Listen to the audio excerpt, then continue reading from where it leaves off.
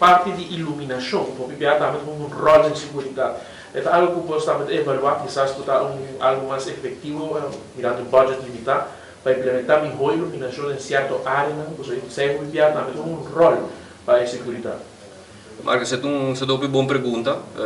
Mas eu vou mencionar, nós temos um budget limitado, mas dentro do budget limitado, nós estamos por, obviamente, de quatro detalhes que nós por focus e nós sempre estamos trazendo de nos bordo e nós estamos como nos proiega.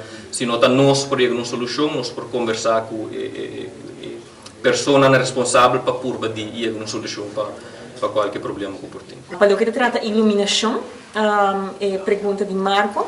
Me queria roupa importante para assinalar que a Aruba Hospitality and Security Foundation ajuda nos produtos turísticos de uma maneira, mas mesmo coisa, mesmo roceia, está envolvido a troca de outro projeto, por exemplo, é um que eu introduzir e lançar recentemente com a área de Eagle Beach. Pois eu começa com a zona de Eagle Beach, para a MBSC, para seguimento também só para a iluminação.